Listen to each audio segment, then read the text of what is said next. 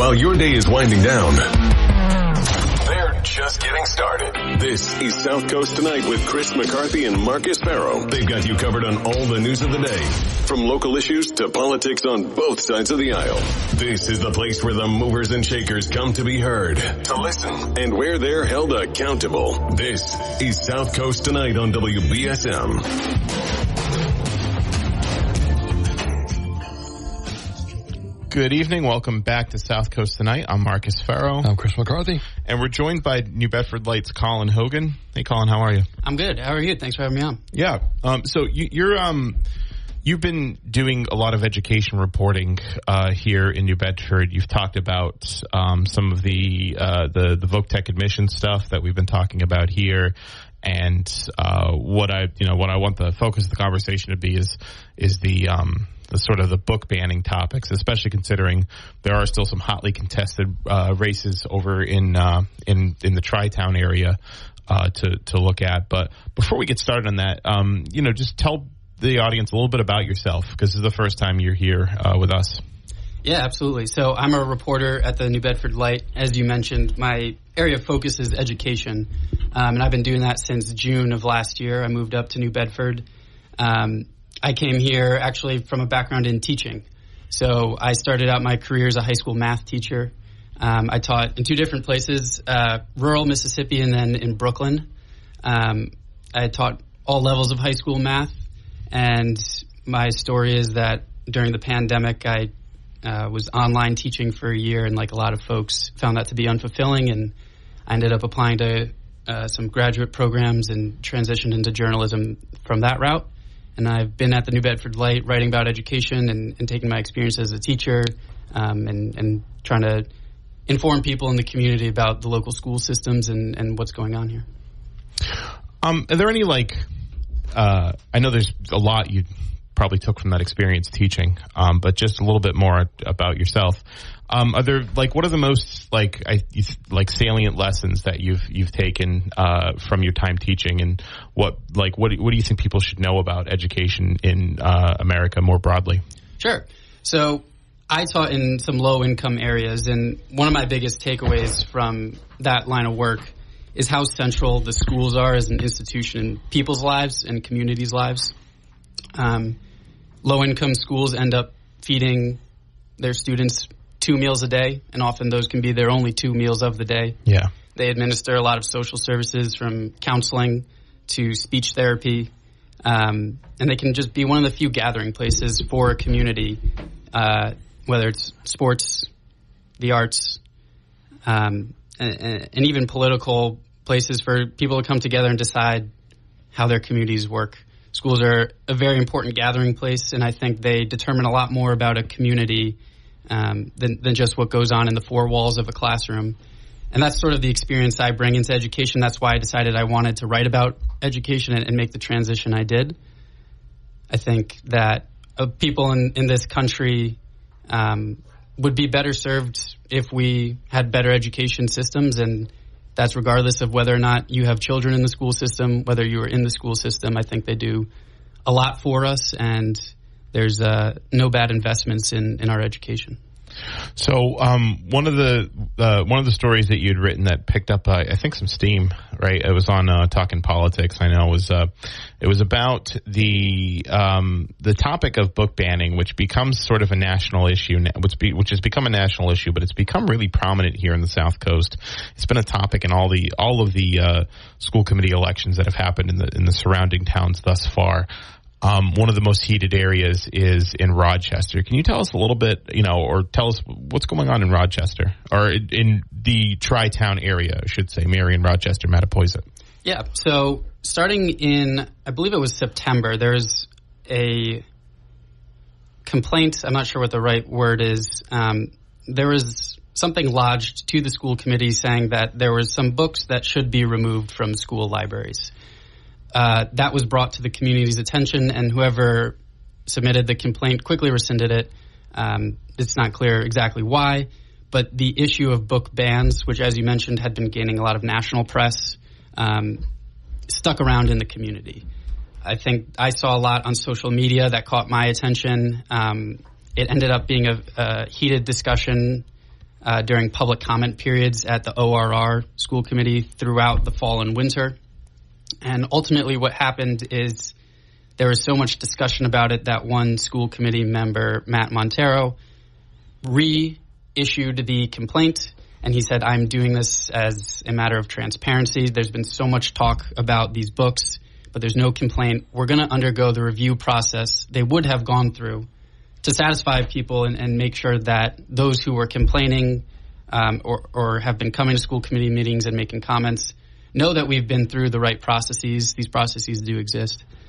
So the school committee has a referral process where there's a school librarian, a school principal, and one school committee member, but it was not Montero who submitted the complaint.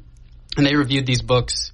They went through the process and actually then took an additional step and sent all the books again to the superintendent and asked him to personally verify that these books were appropriate to be in the schools. Well, what's the nature of the content of the books? Yeah, so most of the books are regarding the LGBTQ experience or are by LGBTQ authors or are about issues. One book that came up a lot was The Bluest Eye, which is about the African American experience. I read that in college, yeah. Me too. So a lot of these books... what's the problem with that book? Yeah.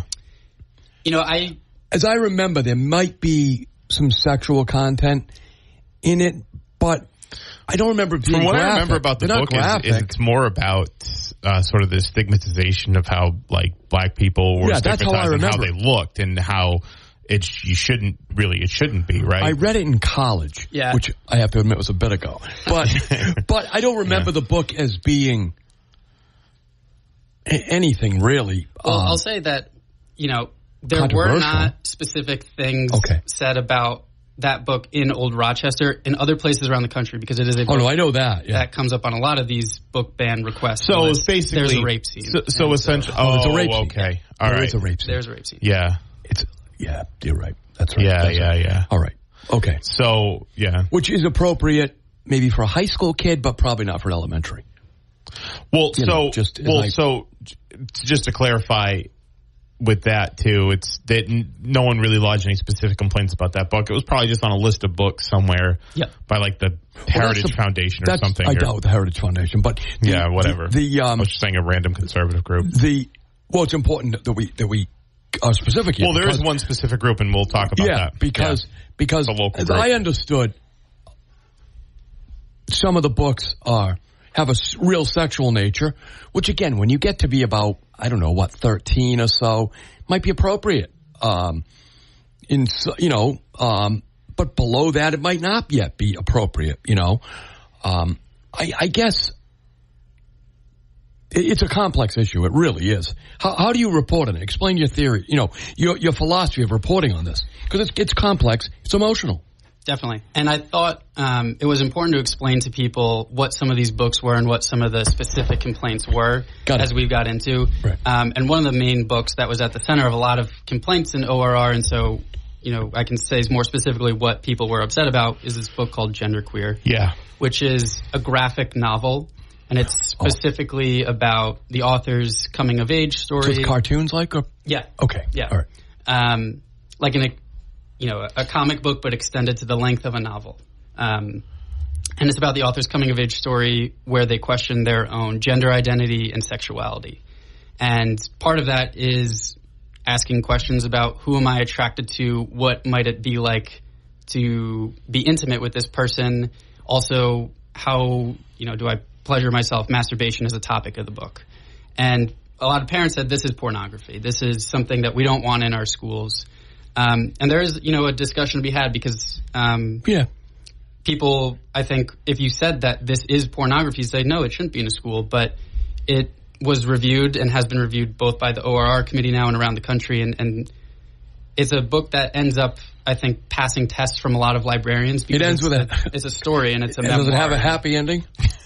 I've looked through the book. I haven't actually finished it. Comes to a crescendo. I find I have the same problem with those books. Their climax. I looked through the book, but I don't know the contents of the ending. You just couldn't get to the end of the story? I had that problem with the Penthouse Forum, too. You see why he's regretting coming here, but we'll give you a recommendation for your next job. I'm sorry. So I am too. So Colin, but it has pictures to go along with us. Basically. All right. So that might be a little tough in the school. But this library. is in the high school, right? This is the high school. The high school. Okay, so look at us. I'm 50. You're in your 30s. 34. Yeah.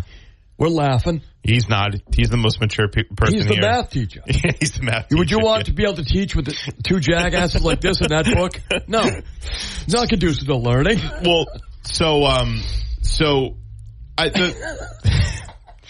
I sort of just blithely threw out the Heritage Foundation, but there is actually a more localized conservative organization. I think it can define as politically conservative organization that's behind these book banning issues. Can you tell us more about that organization? Yeah, absolutely. And I'm going to just tell the whole story of how I decided to report this story, because we wanted to do more than just say this is an issue at school committees. Mm-hmm. What my sort of task was in looking at this is, why has this become an issue? Sure. And so I wanted to really understand what were some of the motivations behind the parents, how long has this been affecting the schools. So I ended up looking to see who had made public record requests to the ORR district. Yeah.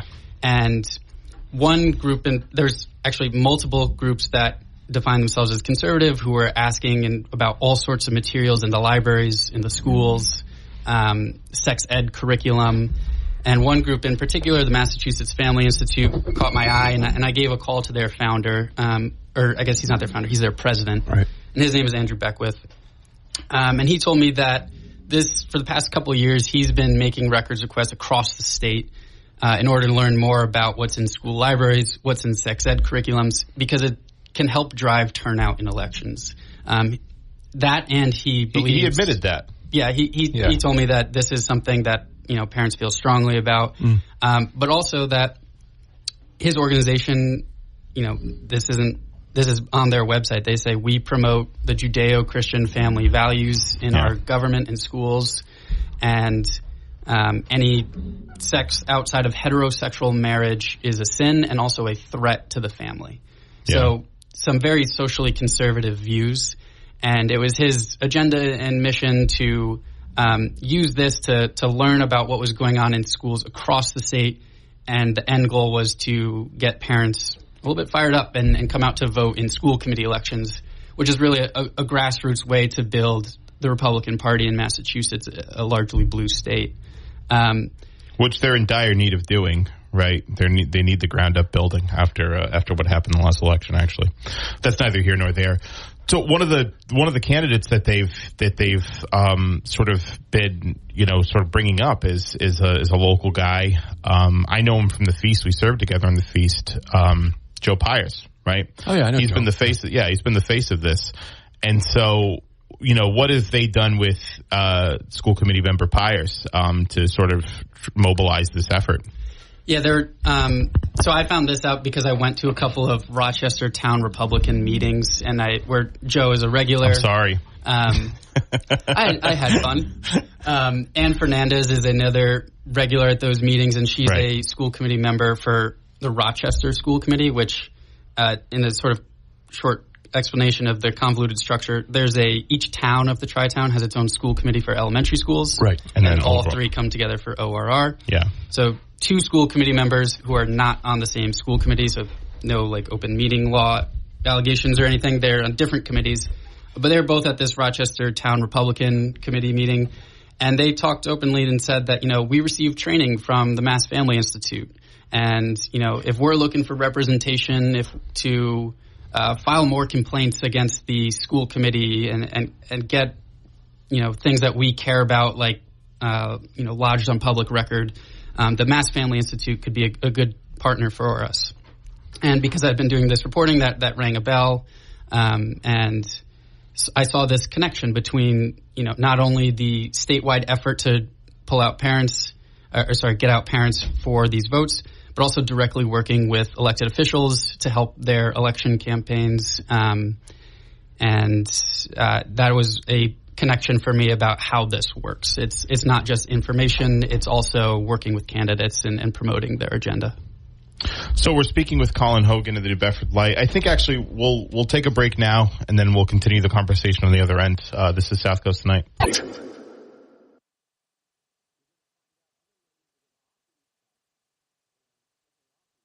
We can't say that on the air. We can't say it on the air, but it can be in a school. That's kind of funny, right? I think I could say it on the air. You can say it on the air, but I don't. You don't want to say it on the air. I would prefer that you didn't. Well, I'm not going to say it on the air because even though my parents are dead, I mean, if you want to, it's entirely your decision. But I just want to make my objection clear about that. But it's in the book. Yeah, that children can see. I mean, I guess that's what I in other words, can children see it? So I'm happy to I'll say it. Like, we talked about the book Genderqueer, and we were just off air talking about, a little bit more specifically what was like the masturbation and sex scenes in that. And, the author was imagining a possible sexual encounter where they would have needed a sex toy. Right. There you go. This is, for available at Amazon right next door. Not that it's a promotional piece, but they're right next door, Colin. Did you notice that? I did not, no. But here's the thing. Right next door, we have a sex store. Okay. Literally right next door. Here's the thing. But that's in a school. But it's for high school students. It's a book about my sex identity, who I'm attracted to. What might it be like to have sex, in a non-traditional way? Like, what does that entail? Isn't high school the age where people get, start to learn more about that stuff? I remember I went to Stang, I certainly Catholic did. school. Again, I'm not bragging here, boys, but I certainly learned more about sex in high school. They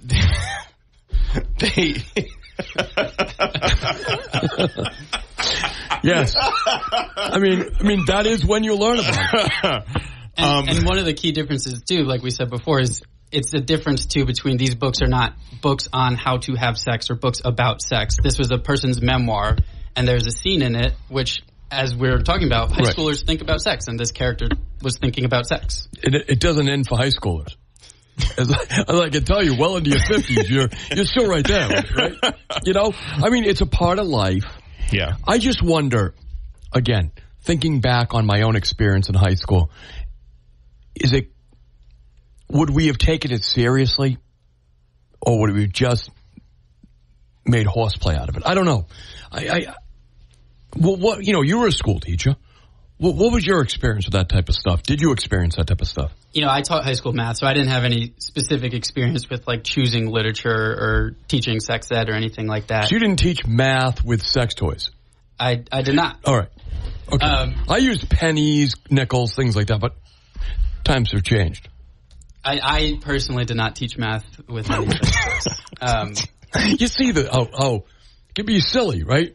Absolutely. And the thing is too, there are lots of parents who, in this day and age, like we're saying, times have changed, specifically want an education about people's different gender identities, sexual preferences to be part of their education, but there are parents who don't. And one of the big debates about the book banning was, should this be a school-wide policy versus can parents make a choice?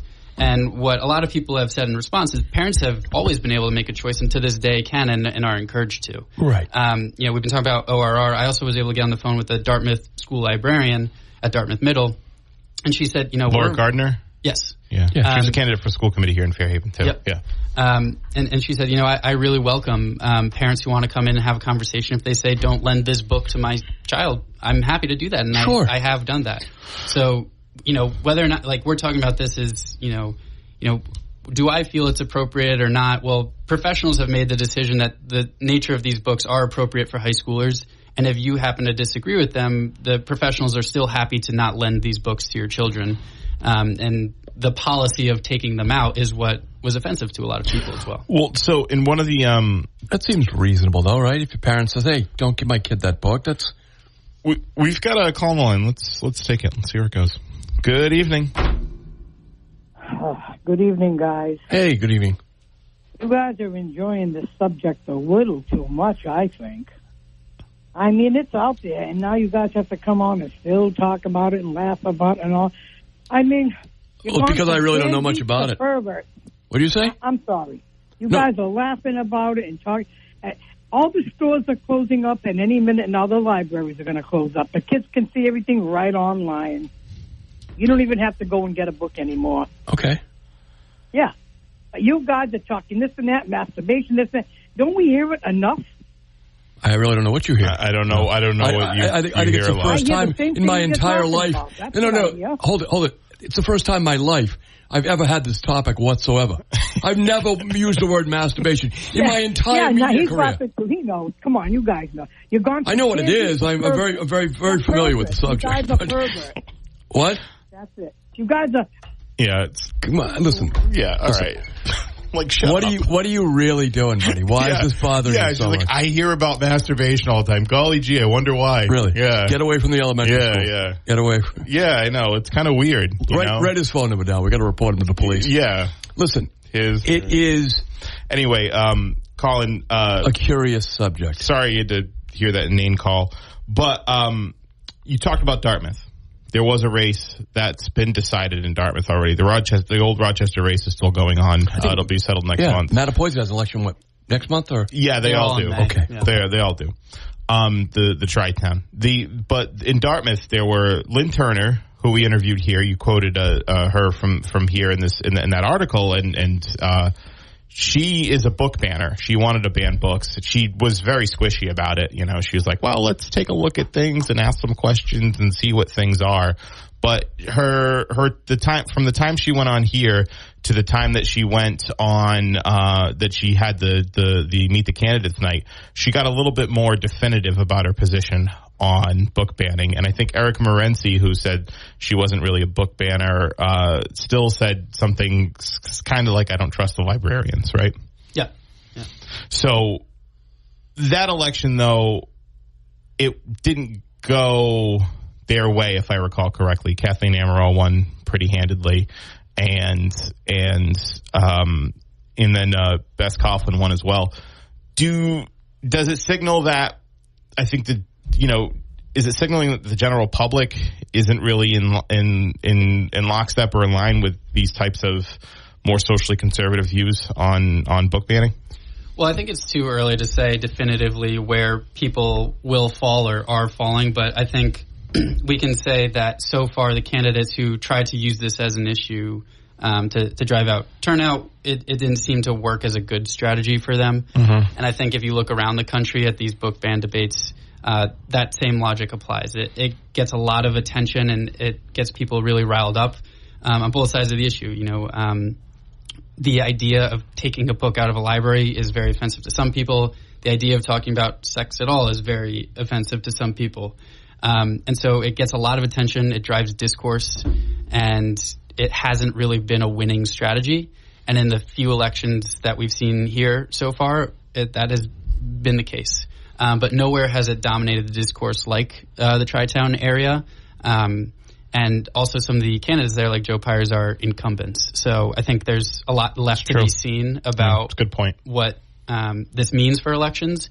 But at this point, I think we can say it hasn't worked very well. So, Colin, I asked you off the air, one of my, as this debate popped up, and I've been reading your articles, when did these books, the graphic novels, appear in the libraries? Because when I went through school, we had health curriculum, things like that, sex ed. There was a book. It was part of the curriculum. It was structured. It doesn't sound like this is a structured part of the curriculum. It sounds like it's just on the shelf along with Huckleberry Finn if you want to grab it for the weekend or something. Am I understanding that correctly? Yeah. Okay. Yeah. So the specific book we were talking about is called Genderqueer, and in ORR, this was part of their review. They said it's been on the shelf since 2020 and had no complaints about it since then. Some of the other books we were talking about, like The Bluest Eye, has been on the shelves there since 2008, at least as far as they were able to trace it back. So these books in ORR were around for a long time, and it becoming an issue there coincided more with national debates. And, like I tried to point out in the article, also efforts around the state to make this an issue from the Mass Family Institute and others. So these books have been around longer, and these debates are relatively new and seem to be pegged to other news events. Did the library buy this graphic novel, or was it? How did it get in the school to begin with in 2000, a couple of years ago? I actually don't know if it was bought or donated. I can't answer. Yeah, in other words, because it doesn't. In other words, it's not a structured curriculum. It's just there. Yeah, that's true. For the ORR, that's exactly right. They're just looking to take books out of the library. But I will say, it's not the kids aren't assigned the book. No. Okay. I mean, the other half of this debate, though, is sex ed curriculum is teaching these days that you can question your gender identity or sexual preferences, and that issue has been lumped in a lot with the book banning debates to say that. Even just teaching a kid that it's okay to have a sexual relationship outside of heterosexual marriage is something that people do. Someone like the Mass Family Institute says that's a fundamental threat to me and my family. And that's part of what's energizing that group and how they hope to energize parents. The sex ed and curriculum itself does get lumped in with this book banning debates. And I think this is important to underscore here. The organization that's behind the local movement here in the Tri-Town to ban those books and to move book banning candidates forward is an organization that is unequivocally against the LGBTQ community and LGBTQ rights. That's a fair statement. Let's go to the phones. Good evening. Good evening. Hello. Hi. How you doing? Yes, how are you? Good, I'm well. How are you? Hey, how's it going? Anyway, I got a couple of comments. One, at nighttime after Levine, there's another guy, I forgot his name right now. Well, one night I put it on, right, and I couldn't believe what he was saying. Maybe this fella knows Charlie about Kirk. It. Yeah, well, maybe the guy you have on right now, because he was talking about he had a man on somebody on that taught autistic boys how to masturbate, and I don't know if that lady thinks stuff is perverted. I don't know what she's thinking, but masturbation's part of life, even for women. But a lot of women don't. They deny it. They make believe they never did it. Sure. But I don't. I beg to differ. I think maybe some of them haven't, but it's part of. Finding your own body. And, yes. Right? It's natural. It's part of... I think that everyone would agree with that, except maybe the Mass Family Institute. Johnny, thanks. I just wanted to say I don't think you guys are perverts. No, we appreciate that. Thank you. I appreciate that. Thanks, Johnny. I do just think, from the standpoint of trying to manage a classroom, that I'm just remembering back to my juvenile delinquent days, which obviously were not that long ago. I haven't developed much since then, but I can imagine it can create a ruckus for students who use it as comedy hour, right? As opposed to kids who really are going through some questioning issues, and that's a weird time in life, Anyway. I mean, I don't think that's any different than health class at any time in history. So, it was, I'm older than you guys. We had the AIDS crisis. It had just come about, in the 80s. So you had all these teachers who were trying to figure out a way to teach it, right? And they had most of these guys that were Vietnam War guys, right? Men and women. So they'd been through the sexual revolution. But, it was a delicate time because you had the gay rights movement, was coming into its own. You had people who were maybe uncomfortable with stuff. Plus, you still had 8th grade boys. Try to explain topics like that to 8th grade boys. I mean, it was just, it was a very difficult process. So I think you're right about that, Colin. This conversation in various forms has been going on for generations. Yeah, definitely. And I think, something like AIDS is a good example of why sex education has tremendous value. Talking frankly with these topics that have real health consequences for students is very important and can significantly better their lives. And we're learning more and more. And this was part of my article too, that when you tell transgender youth that they don't exist or like that, this doesn't make sense to me, they have a very high rate of attempted suicide and completed suicide. And simply accepting these students and teaching that, in sex ed curriculum today about gender identity and sexual preference, that's a very similar development to, in my opinion, teaching about AIDS. When you provide students with education, you're doing a lot to keep them safer. And we just have new frontiers of that today. Well, so the other, I completely lost my train of thought. Oh yeah, to the point of transgender youth having high rates of attempted and completed suicide rates. School committee member in New Bedford, Melissa Costa, talked about that when she was on with me not too long ago, and said it's not because that they're transgender, it's because of the stigmatization and the lack of acceptance of transgender youth in the transgender community that leads to that. So I think that's important to underscore. Yeah, absolutely. So let's take a break. We'll be right back. We're with New Bedford Light's Colin Hogan. Download the WBSM app and listen to us everywhere. My dad, he's a double amputee, and he's one of my favorite people in the world. To me, a hero is someone who fights for our country and freedom. My dad is a hero. Homes for Our Troops built this house, and it's basically made for him. My dad can get through the wide doorways. When he is making our lunch, he can reach anything we need. He'll help me build tiny projects. Life is good here. Without Homes for Our Troops, we'd be living in a home that didn't have all these features that helped him. Homes for Our Troops builds and donates specially adapted custom homes nationwide for severely injured post-9/11 veterans and enables them to rebuild their lives. If they get a new house like this one, it'll help them do normal life. My dad's not just a hero, he's my hero. Join our mission at hfotusa.org. Real-time reaction to everything that happens after the sun goes down. Going down till the sun comes up. South Coast Tonight with Marcus and Chris is on WBSM.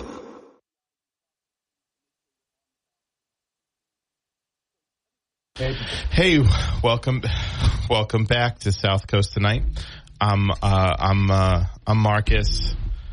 I'm Chris McCarthy, and we have Colin Hogan here, all the way from Mississippi. So, Colin brought the books, actually, that we were talking about. We're going to describe them in detail. He pawned them at Amazon. Amazing, rather amazing next door. I left the books. I'm sorry. I'm serious. Take a Gander's next door when you leave.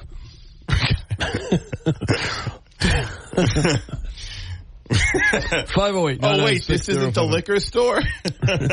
What is it? No, someone's going to be walking in there. Oh wait, I thought this was a liquor store. So next door. In all seriousness, one day I'm going out to the parking lot. Oh God! I look down in the parking lot. I go, "The hell is that?" Someone had thrown a DVD container. Right? They took the DVDs out and they threw the thing down. So now I'm like, I can't leave this in the parking lot. What if a kid's good? It was very graphic, right? It's a pornographic DVD case. They took the DVDs out. They threw the case in the parking lot, right there. So I picked it up. I walked over to the store. I opened the door. Service. I threw it in. Oh, you threw it in. You just picked it up and threw it in the store? Threw it in the door. I go, hey, this is in the parking lot. Come on, man. Do whatever you want, but X-rated litter is not what I expected. So we're speaking with education reporter Colin Hogan of the New Bedford Light.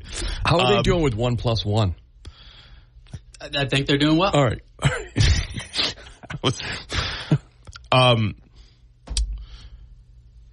I'm trying to think. Is there anything else we haven't hit on with respect to this topic? What are the things you're working on besides the book stuff? With the education reporting. Yeah, sure. Are you covering the superintendent search here in New Bedford? You did have a piece about that. Yeah. So we can talk about that. Sure. Andrew O'Leary is the current assistant superintendent of finance and operations. Yeah, we know. Great guy. Who at the last New Bedford School Committee meeting was voted on to take on the interim superintendent role in New Bedford, as current superintendent Thomas Anderson is outgoing. He's headed to East Hartford in Connecticut. Yeah, his hometown. And Andrew O'Leary's been part of the New Bedford district for a long time, I think about 17 years. He started as an educator in the district, and the school committee was very appreciative of his efforts and complimentary and hopeful for his tenure as the interim superintendent. He gets high praise from everybody around the district, It's a big job. I know he's involved in a lot of the day-to-day, just being the finance person, whether it's special education, transportation for buses, food services, or building a new school. It all kind of crosses his desk one way or another. So in the course of my reporting, he's a person I talk to a lot, and I think I'm personally excited that someone who knows as much as he does about the district will be in the superintendency role. And I used to interview him actually when he would come on a lot, and I'd interview him about all the stuff that's been going on because he had a pretty firm grasp on that stuff. Yeah, and he'll be the interim for a year-long term while the school committee takes on a formal search. And they said I've talked to several of the school committee members about what they're looking for. They said we'll look inside the district, we'll look outside the district. We want to do a full nationwide search. Some of them have said to me that I hope Andrew O'Leary proves himself and takes it on full time, but the search is going to commence regardless. And it's a big job. It's the chief executive job for over 1,500 employees, 13,000 kids. And as I wrote in one of my articles, it's everything from, and as we talked about before I came on, everything from feeding kids to educating them. The schools do a lot for our community. So it's the biggest budget in any town and city, right? Yes. Is the school department budget. So we'll be keeping up with that. Any movement on the Voc Tech stuff that you've heard of? Because I haven't. No, so I talked to the Voc Tech administrators when I was writing a story about that, and there are no plans to make any further changes until further admission cycles. So this year, admissions will be run where half the students are admitted to Voc Tech through a qualified lottery. Yeah. There's a baseline that students must meet, and if they do... And it's flat. That's their big thing, is that it's flat. So you can get a C or an A. It doesn't actually matter. Yep. You're considered equally. So once you're in for the qualified lottery, it's random. Yeah, like you explained it. Any student can get in. And the other half, they'll continue doing their ranking system. Yeah. And if anyone hasn't been following it, that ranking system is now the subject of a federal complaint where a lot of people have said by ranking students, you're either inadvertently or intentionally, but either way, you're keeping vulnerable students out of the school and students who could benefit out of the school. And they have. I mean, you were in that press conference, and I was too. They had numbers to back that up. It seems like the demographics in a lot of these schools don't represent their sending districts at all, to include New Bedford folks. Yeah, that's true. And so when I talked to the administrators, they said, we will only make changes if after this year of what they're calling an experiment, a half and half an experiment, if anything changes. And there's no plans to make any changes before then. I did talk to Mayor John Mitchell about that too, and he said, well, I would not want this to be a change made, decreed by whatever investigation follows from the federal complaint. So the people who have made the complaint are hoping that there's enough pressure to make changes before another application cycle goes by and more students potentially could be left out. But the school said they're not going to make any changes until they get more data from this application cycle. Let's take a break. We'll be right back. Hey, welcome back to South Coast Tonight. I'm Marcus Farrow. I'm Chris McCarthy. Boy, I'm really enjoying our conversation with Colin Hogan. Yeah, we're here with Colin Hogan. He's an education reporter at New Bedford Light. Colin, where can people go to see more of your work? Yeah, check us out at newbedfordlight.org. We have a daily newsletter straight to your inbox, and newbedfordlight.org. We're on all socials, too. Cool. So we're speaking with Colin Hogan. He's the education reporter at the New Bedford Light. Hey, how did your experience as a classroom teacher, anything that gives you a lot of credibility with the education establishment? And I would think it would anyway, right? You know the questions to ask. You've had the experience. I don't try to presume that anyone will trust me just because I was a teacher, but I do think it helps me understand what people are going through. Right. Even when I get the chance to go into a school and walk around and I ask teachers about like, oh, how many planning periods do they give you? Right. That's the type of question that's a real teacher question. Yes. That I don't think people expect all the time. And so, yeah, I think it helps me know what to ask for, know what schools are like and what teachers care about and what kids care about. But I don't try to presume that anyone would, give me a pass just because I was a teacher. Sure. But you do have, well, also I think as a reader of yours, you can see in your work product that you're asking informed questions. And I would imagine that you're harder to BS because right? I mean, I hope so. You understand, right? Which I think is better for your for your readers. Yeah, I appreciate that. And the other thing I'll say about writing about education and education is, in some capacity, they're both about explaining and getting people to understand something that they may not have known before. And, part of our work in the media is educating people about what goes on, and I try to have the same respect for my readers as I did for my students, and really respect their intelligence and what they want to know coming out of a story. As one of your readers, I appreciate that because particularly when you're reading about subjects you've never really encountered before, right?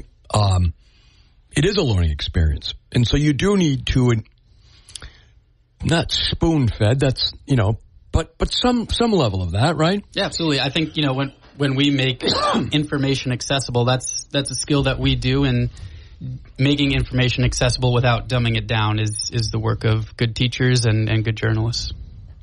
So we're speaking with Colin Hogan. He's a reporter, education reporter at the New Bedford Light. You can go to the newbedfordlight.org to see his work. Do you have any social media yourself? Or yeah, I'm on Twitter at @by_Colin Hogan. I'm not a prolific tweeter, but I am there. So I'm not either. I feel like I want to get more followers, but I don't care to tweet enough. It's a lot of work to get a lot of followers. You're going to be super engaged. So without you giving up, what you're working on, but what can people look forward to? Sure. Well, I was actually thinking about how I would answer that question if it was asked, and I'll answer it by saying a conversation I had today. I had the chance to have a really great conversation with the school adjustment counselor at Keith Middle School, and we talked a lot about what's preventing students from being really engaged in their schoolwork and even attending school. In this post-pandemic social media, really fraught time that we're all living in, what does that mean for kids, and especially kids at a vulnerable age in their development at Keith Middle School? So we had a good conversation about what does it take to get kids re-engaged in school, attending school more often, and that will be informing some upcoming work of mine. Excellent. So, well, that's great. We look forward to that. How was your... what's your favorite TV show when you were growing up? What's your favorite TV show? That's a great question. Now and forever. I recently finished watching Community. Community's great. Community's good. Yeah, Community's really good. Yep. Yeah, that was Donald Glover's first big role. Yeah. Before he became a accomplished actor and showrunner himself. That's a good one. Community's pretty good. Any others? Chevy Chase, yeah. Joel McHale. Yeah, it's a great cast. Alison Brie, that annoying girl that was like a Wicked Warren stan. What's her name? I forget. She was the church lady. She was annoying in the show and annoying in real life. And also Ken Jeong. Ken Jeong. He's really good. Yeah, I mean the cast was loaded. Yeah. Yeah. Anything else? I don't know if I can think of anything right off the top of my head. I did not prepare for this question. Well, you'll know next time if you'd like to come back. Do you want to come back? I would love to come back. Just great. Think of goofy stuff and then you'll be fine. Yeah. When you come back next time. Appreciate it. We'll ask you goofy questions like your favorite TV show, favorite ice cream. My question for that will upset you. It is my favorite ice cream flavor is vanilla.